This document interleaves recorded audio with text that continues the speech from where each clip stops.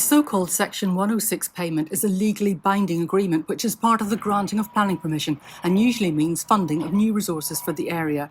So Section 106 is about making an unacceptable development acceptable. Section 106 is required to relate to the development, but also must be reasonable in kind. All Section 106 payments from Medway can be found online on the Medway Council website by searching for a planning application number. But that assumes people know what to look for, and the majority of people Rainham News spoke to don't know what it is. Section 106, no.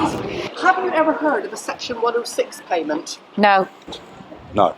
Do you know what a Section 106 payment is? No. Were you aware of it?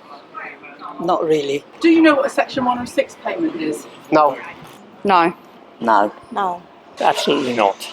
Do you know what a Section 106 payment is? I've no idea. No. No, I don't. We've got what we call the Council's Developer Contributions Guide, which was adopted in 2018. And what that sets out is a number of areas, number of services within the Council, covering things like education, play space, public health, also national health as well, open space, sports, waste and recycling. They're all services set out in our Developer Contributions Guide. Those services will be aware when an application is submitted, and then they can look at the guide, and based on the number of houses, they can then put in an application for a contribution, but they must set out why they're asking for the money, how it relates to the development, and what it's going to be spent for. Pressure on existing services is one of the key complaints about large-scale new developments.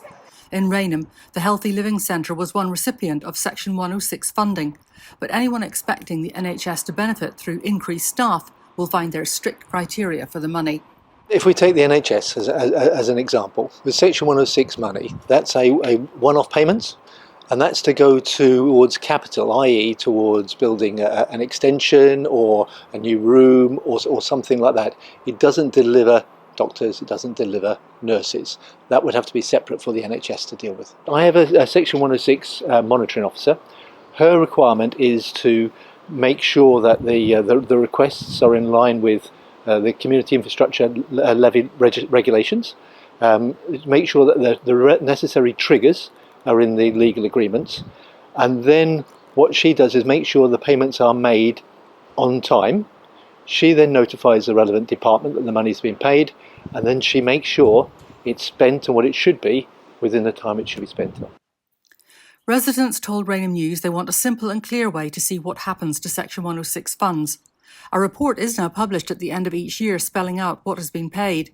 Health contributions are collected for the NHS and held until they're due to be spent appropriately. But most large developments will spread the cost of contributions so they're paid in instalments and they're not necessarily listed together for each. Residents say that makes it harder to keep track. Sandy Fleming for Rainham News.